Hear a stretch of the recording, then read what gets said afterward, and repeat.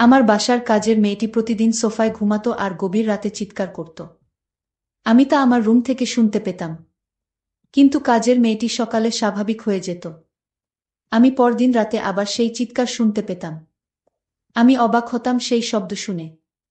তারপর কিছুদিন পর জানতে পারলাম কাজের মেয়েটি মা হতে চলেছে।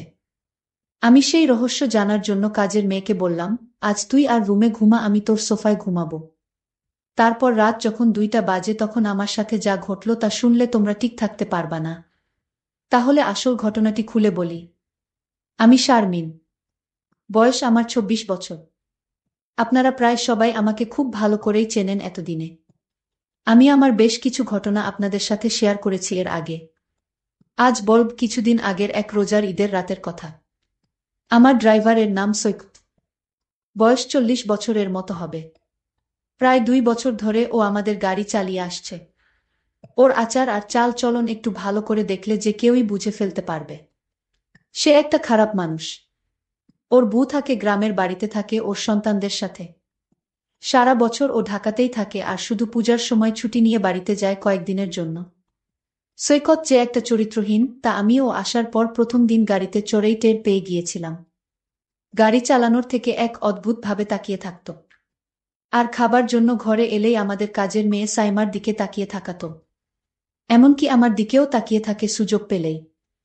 প্রথম দিকে একটু কেমন কেমন লাগলেও আস্তে আস্তে ব্যাপারটার সাথে মানিয়ে নিয়েছিলাম, এটা পুরুষদের জন্য স্বাভাবিক মনে করেই।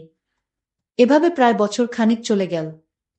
থাকার জায়গা না থাকায় ও আমাদের গ্যারেজের সাথে থাকা ছোট একটা রুমে থাকত। এতে কাজেরও সুবিধা হতো। ওকে দিয়ে ঘরের অনেক ছোটখাট কাজ ও করিয়ে নেওয়া যেত। আমি আর সাইমা প্রায় প্রতি রাতেই একসাথে টিভি দেখতাম। যখন আমার স্বামী দেশের বাইরে থাকত, রাত একটু গভীর হয়ে গেলে আমি আমার খাটে এসে ঘুমিয়ে পড়তাম। আর সাইমা একা একা আরও কিছু সময় টিভি দেখে সোফাতেই ঘুমিয়ে পড়ত। ওর ঘরে যেত না। এভাবে একদিন রাতের বেলা আমি টিভি ছেড়ে উঠে এসে আমার খাটে ঘুমিয়েছিলাম আর সাইমা সোফাতে ঘুমিয়েছিল।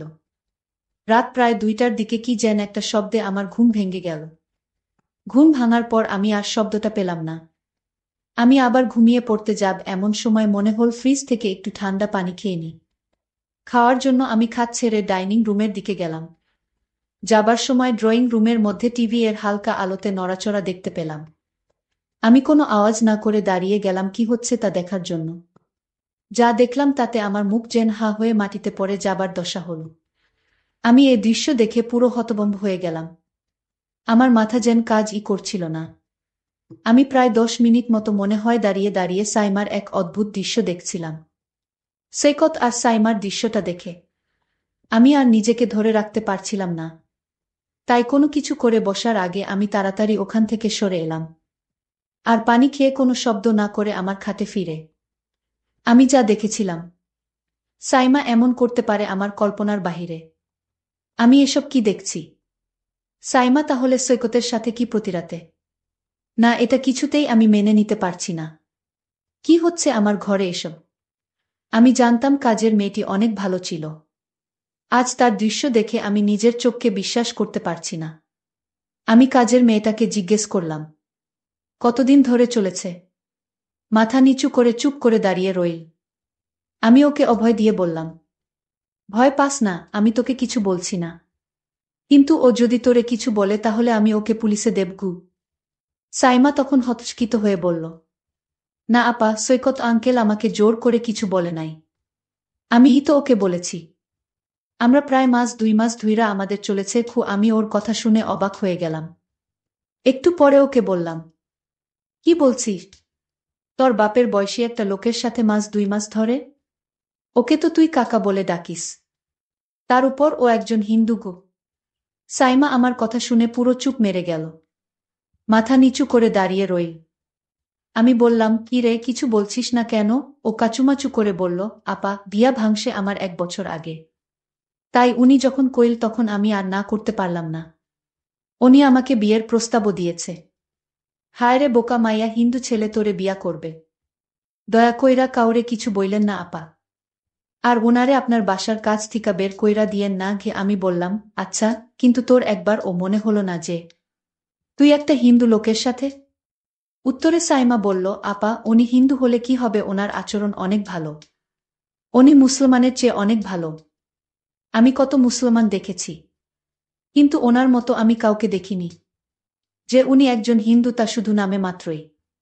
আমি ওর কথা শুনে পুরোপুরি চুপ হয়ে গেলাম। আর কিছু না বলে আমি ওখান থেকে চলে এলাম। এভাবেই চলছিল ওদের। আমি মাঝখানে আরও অনেকবার ওদেরকে ড্রয়িং রুমের সোফাতে দেখেছি একসাথে বসে গল্প করতে। আমি আর বাধা দেইনি সাইমার কথা চিন্তা করে। এখন আসি মূল ঘটনায়। সেদিন রাতে আমি আর সাইমার অন্যান্য রাতের মতো ড্রয়িং রুমে বসে টিভি দেখছিলাম। রাত প্রায় 12টা বাজে। তার দিকে সাইমা আমাকে জিজ্ঞেস করল, আমি ঘুমাতে যাব কিনা। আমি না বললে ও বলল, সারা দিন বাড়ির কাজের চাপে ও খুব ক্লান্ত। ও ওর রুমে ঘুমাতে চলে যাচ্ছে। এই বলে ও চলে গেল ঘুমাতে। আমি সোফাতে শুয়ে টিভি দেখতে লাগলাম। প্রায় আধা ঘন্টা টিভি দেখার পর আমারও খুব ঘুম আসতে লাগল। কিন্তু আমি টিভি ছেড়ে বেডরুমে গেলাম না। টিভি দেখতে দেখতে আমি সোফাতেই শুয়ে ঘুম ঘুম চোখে টিভি দেখতে লাগলাম। কিছুক্ষণের মধ্যেই আমি ঘুমিয়ে গেলাম। রাত হয়তো তখন 2টা হবে। হঠাৎ একটা শব্দের কারণে আমার ঘুম ভেঙে গেল। ঘুম ভাঙার পর আমার কয়েক মুহূর্ত সময় লাগল। পুরোপুরি সম্বিত ফিরে পাবার পর আমি বুঝতে পারলাম কি ঘটতে যাচ্ছে। আমি ঘুমের ভান ধরে ঘুমিয়ে রইলাম। আমি বুঝতে লাগলাম দেখি কি হয়। সৈকত যখন আমার সোফাতে সাইমা ভেবে আসলো। এরপর লোকটা বলে উঠল, কিরে সাইমা, এমন করিস না, আজকে কি হইল? আমার সাথে কোনো কথা বলছিস না যে, তুই কি আমার সাথে রাগ করেছিস? আমি গলার আওয়াজ শুনেই বুঝতে পারলাম যে লোকটা আর কেউ নয়, আমাদের ড্রাইভার সৈকত। আমাকে ভুলে সাইমা মনে করে এখানে চলে আসছে। সৈকত বলল, কিরে সাইমা, আজ তোর কি হয়েছে, কোনো কথা বলছিস না কেন? কি রে, চিল্লায় ম্যাডামরে উঠায় ফেলবি নাকি? আমি বুঝতে পারলাম যে ওকে কিছু না বললে ও এখান থেকে যাবে না। আমি তাকে কিছু না বলে তার আসল রহস্যটা বুঝতে জানতে লাগলাম।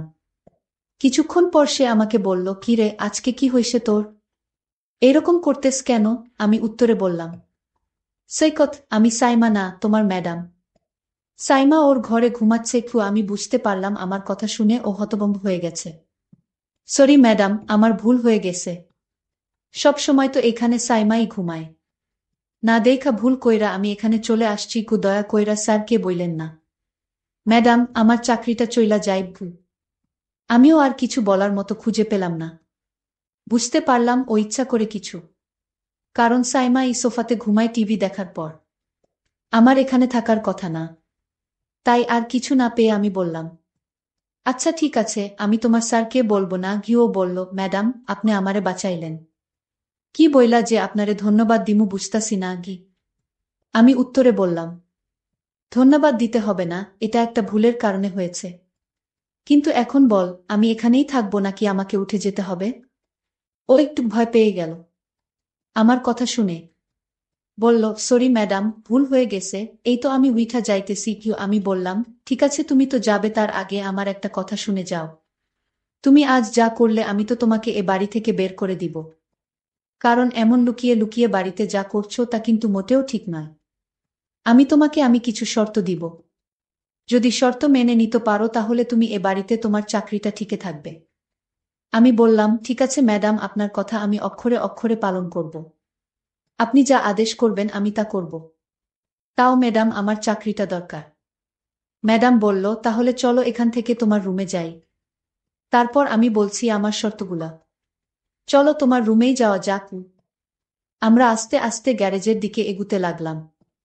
কিছুক্ষণ পর আমি আর সৈকত গ্যারেজের পাশে ওর রুমে পৌঁছে গেলাম। আমি আগে কখনো ওর রুমে ঢুকিনি।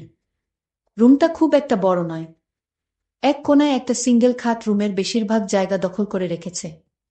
ছোট একটা টেবিলের উপরে ছোট একটা টিভি আর কয়েকটা মূর্তি। খাটের নিচে একটা ট্রাঙ্ক। হাঁটাচলা করার জন্য খুব সামান্য জায়গা আছে রুমটাতে।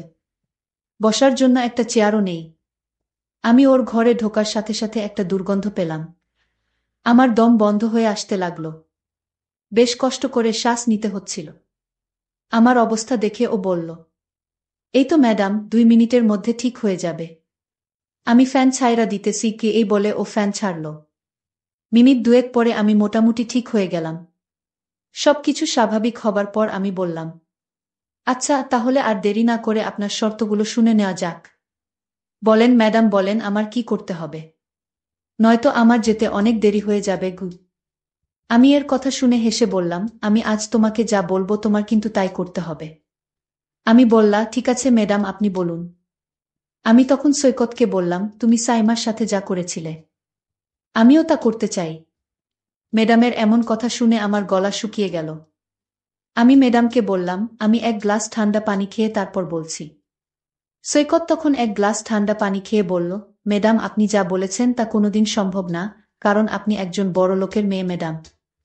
আর আমি আপনার গাড়ির ড্রাইভার, আপনি একবার ভেবে দেখেছেন? আমি বললাম, সৈকত তুমি যদি আমার কথা রাখো তাহলে আমি তোমাকে একটা পুরস্কার দিব। আর সেই পুরস্কার পেলে তুমি অনেক খুশি হবে আমি আশা করছি। ম্যাডাম আপনার কথা কি আমি না রেখে পারব? আপনি যা বলবেন তাই হবে। ম্যাডাম তখন বলল, তাহলে দেরি করছো কেন? যাও, আমি এখন যা বলবো তাই করো। তুমি প্রথমে ঘরের জানালাটা বন্ধ করে দিয়ে আসো। আমি ম্যাডামের কথা শুনে অবাক হয়ে গেলাম। আমি ম্যাডামকে বললাম, ম্যাডাম ঘরের জানালা খোলা রেখে কি বলা যায় না?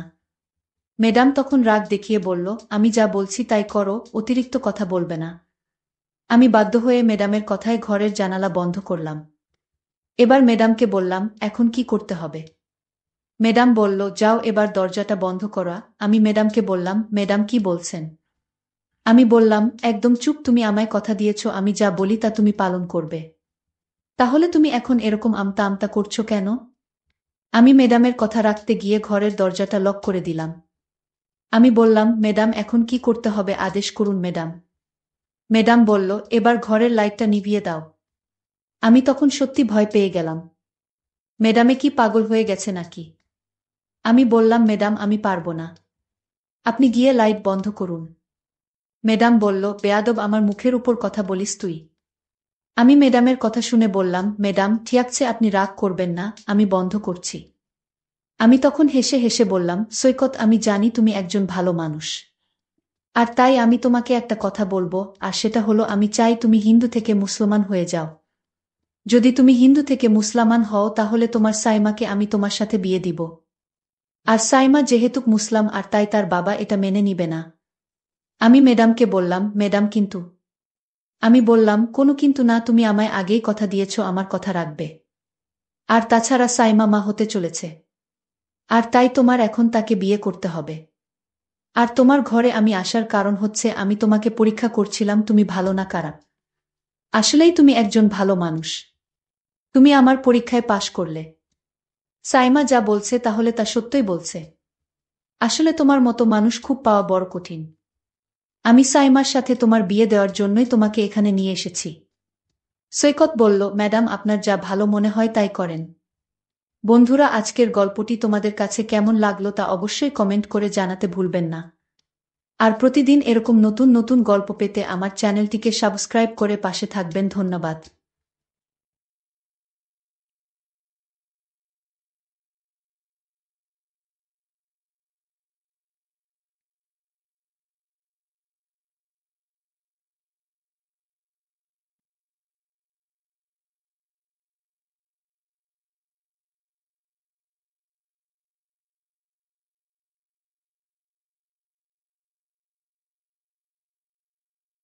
কুলসুম একটা চাকরির জন্য অনেক অফিসে ঘুরে ঘুরে ব্যর্থ হল।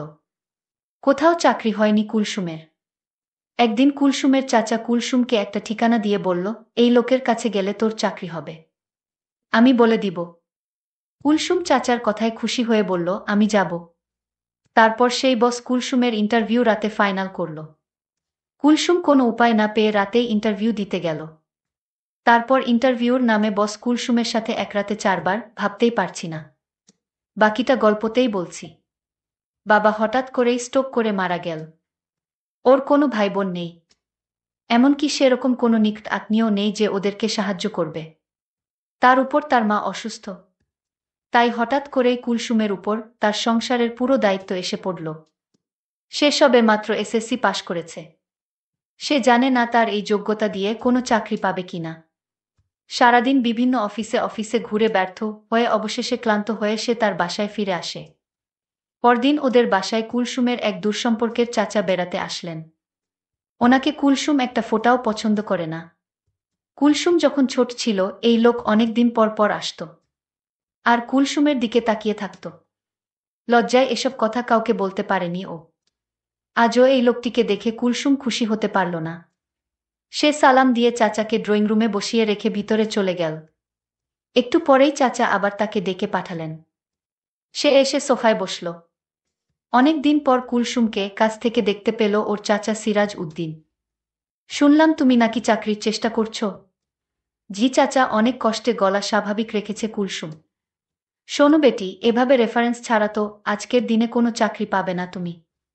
তোমাকে আমি একটা লোকের ঠিকানা দিচ্ছি, তুমি কালই ওনার সাথে যোগাযোগ করবে। আমি বলে রাখব তোমার চাকরি ইনশাল্লাহ হয়ে যাবে। চাকরির এরকম অভাবনীয় সুযোগের কথা চিন্তা করে কুলসুম খুশি হয়ে গেল। এমনকি নিচু হয়ে চাচাকে সালামও করে ফেল। তার চাচা কুলসুমের দিকে তাকিয়ে রইল। কুলসুম উঠে উপরে তাকাতেই উনি অনেক কষ্টে চোখ সরিয়ে নিলেন। বড় হওয়ার পর কুলসুমকে অনেকদিন পরে দেখে চাচার মাথা খারাপের মতো অবস্থা হয়ে গিয়েছিল।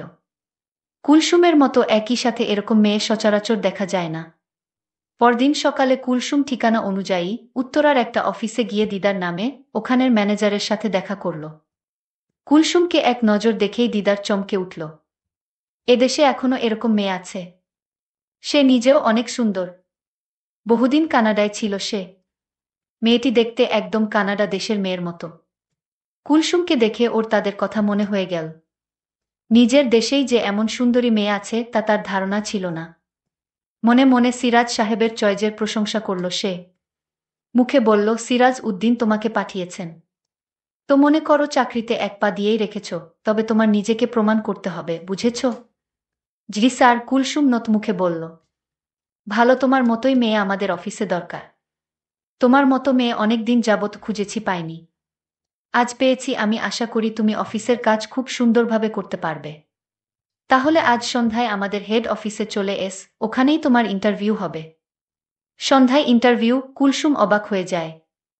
আমাদের কোম্পানি সময়ের মূল্যতে বিশ্বাস করে, তাই অফিস টাইমে ইন্টারভিউ নিয়ে সময় নষ্ট করা হয় না।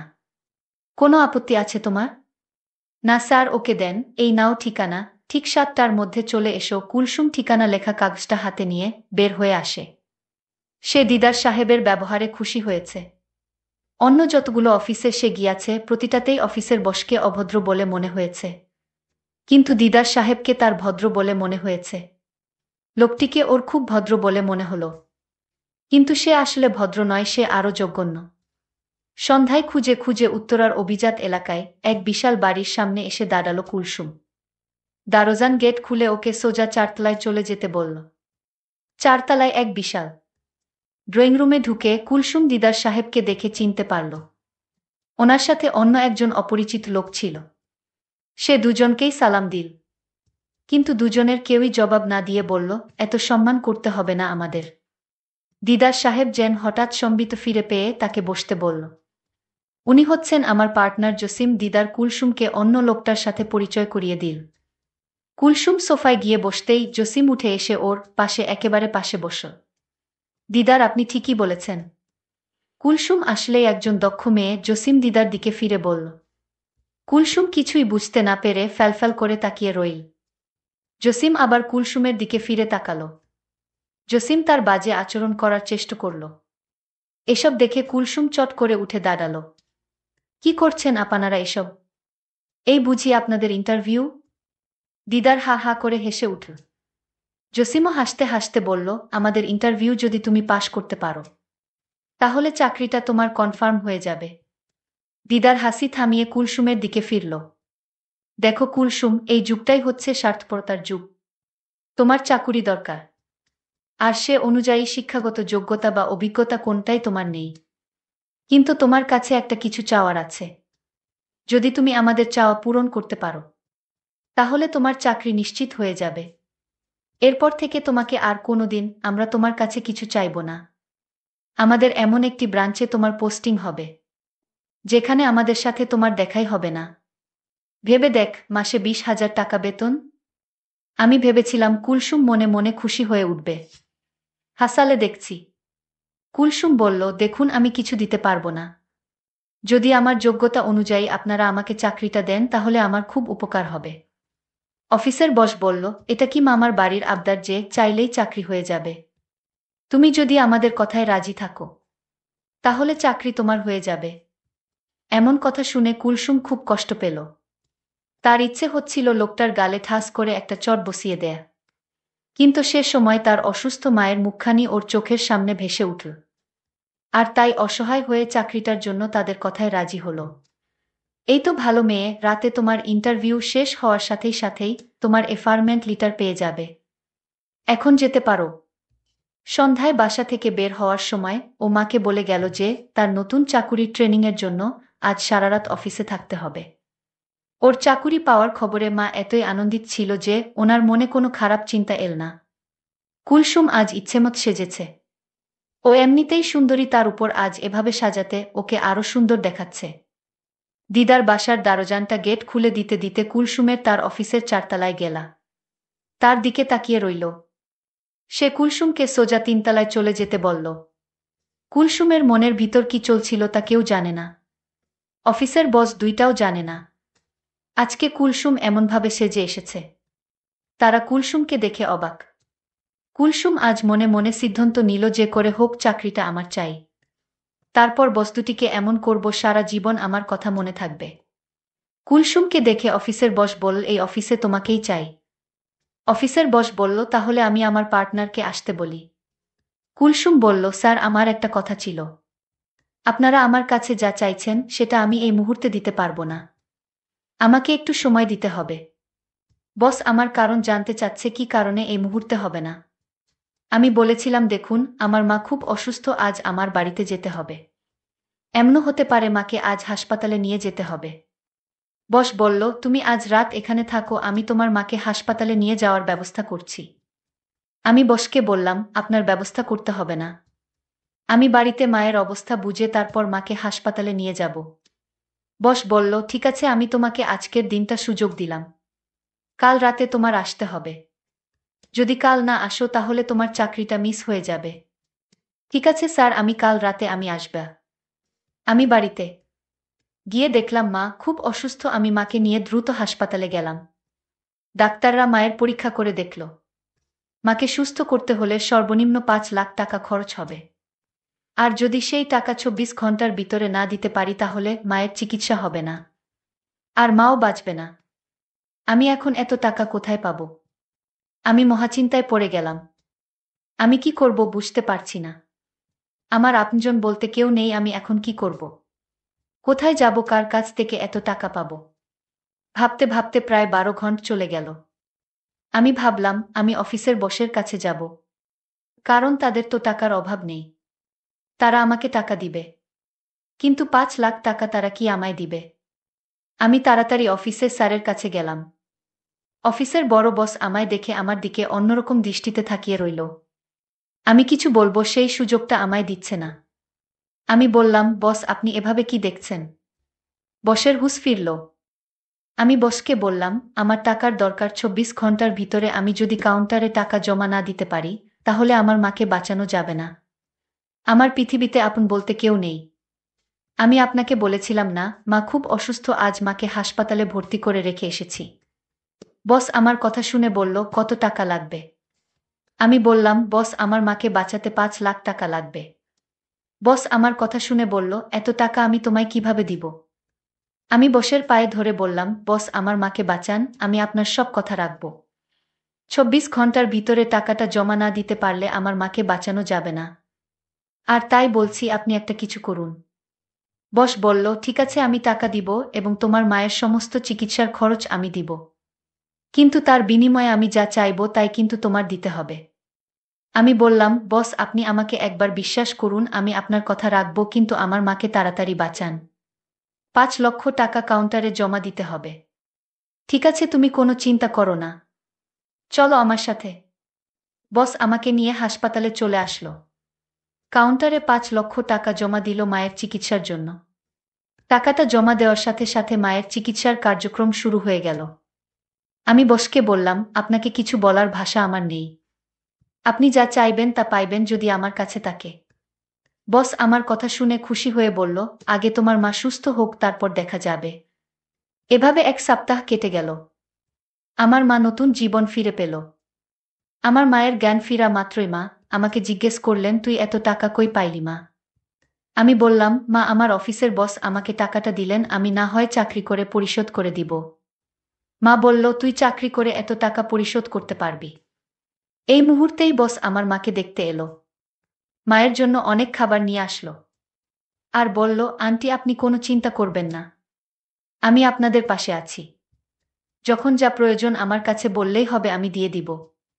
আমার মা তখন কান্না করে বসকে বলল, আমার জন্য তুমি যা করেছ তার ঋণ আমি কিভাবে শোধ করব? বস বলল, এ নিয়ে আপনার চিন্তা করতে হবে না। আজ আপনাদের ছুটি, আপনি এখন বাড়িতে যেতে পারবেন। আমি ডাক্তারের কাছ থেকে আপনাদের ছুটি নিয়ে এসেছি। আর আপনার 1 মাসের ওষুধ কিনে দিয়েছি। আমি মনে মনে চিন্তা করতে লাগলাম, আমার অবস্থা কি হবে। বস যে কিসের লোভে পড়ে এত যত্ন করছে মাকে তা তো আমি জানি। আমার তো খবর হয়ে যাবে। বস আমায় বলল, কি চিন্তা করছো? এখন আর কোনো ভয় নেই, তোমার মা সুস্থ হয়ে গেছে। কাল তুমি আমাদের অফিসে এসে ইন্টারভিউ দিবে। আমি বসকে বললাম, আমার আর ইন্টারভিউ লাগবে না। আর বাহানা করার দরকার নেই। আপনি যা আশা করছেন তা আপনি পেয়ে যাবেন। আর আমি চাকরিটা পেলে আপনার টাকাটা পরিশোধ করে দিব ধীরে ধীরে। আমি জানি এত বড় উপকার কেউ আমায় করবে না, কিন্তু আপনি আমায় করলেন। আমি টাকা পরিশোধ করলেও আপনার ঋণ আমি কোনোদিন দিতে পারবো না। বস বলল, ঠিক আছে, আজ রাতে অফিসে চলে এসো। আমি বললাম, ঠিক আছে আপনি যান, আমি আসব। আমি বুঝতে পারছিলাম আমার সাথে কি ঘটবে, কিন্তু আমার এছাড়া কোনো উপায় নেই। আমি রাতে মাকে ওষুধ খাওয়ায় আমি মাকে বললাম, আজ রাতে আমি ফিরতে পারবো না, কারণ অফিসে অনেক কাজ আছে। আমি রাতে বসের কাছে গেলাম। বস আমায় বলল, আমার মনের ভিতর যে খারাপ উদ্দেশ্য ছিল, আমি সেই উদ্দেশ্য থেকে বের হয়ে আসলাম। কারণ তোমার মাকে দেখে আমার মায়ের কথা মনে পড়ে গেল। আমি মায়ের স্নেহ ভালোবাসা পাইনি, কারণ আমার মা ছোটবেলায় মারা গেছে। আমি তোমার মাকে বাঁচাতে পেরে আমি নিজেকে ধন্য মনে হলো। আমি তোমার উপর যত শর্ত ছিল তা আমি তুলে নিলাম। আমার কথায় যদি তুমি কষ্ট পেয়ে থাকো তাহলে আমায় ক্ষমা করে দিও। আমি বসের মুখের কথা শুনে আমার চোখে পানি এসে গেল। আমি বসকে বললাম, দেখুন আপনার জন্যই আমার মা আজ বেঁচে আছে। আর আমায় খারাপ ভাববেন না। আমি যা করছিলাম মায়ের জন্যই করছিলাম। বস তখন বলল, আমি তোমায় একটা কথা বলতে চাই। বলুন বস। আমি তোমার দায়িত্ব নিতে চাই, মানে আমি তোমাকে বিয়ে করতে চাই যদি তোমার আপত্তি না থাকে। আমি বসকে বললাম, আপনি কোটি কোটি টাকার মালিক, আপনি আমায় বিয়ে করলে আপনার সম্মানহানি হবে। বস তখন বলল, দেখো আমার মা নেই, আমি তোমার মায়ের সেবা করে যেতে চাই। প্লিজ তুমি না করো না। আমি বসকে সেলুট দিয়ে বললাম, আপনার মতো মানুষ যদি প্রতিটি প্রতিষ্ঠানে থাকতো তাহলে কোনো মা অসুস্থ অবস্থায় মারা যেত না। ঠিক আছে, আমার কোনো আপত্তি নেই। আপনার মতো মানুষ আমার পাশে থাকলে আমার বাকি জীবনটা ভালোই কাটবে। বন্ধুরা, আজকের গল্পটি কেমন লাগলো তা অবশ্যই কমেন্ট করে জানাবেন। আর এরকম নতুন নতুন গল্প পেতে আমাদের চ্যানেলটিকে সাবস্ক্রাইব করে পাশে থাকুন। ধন্যবাদ।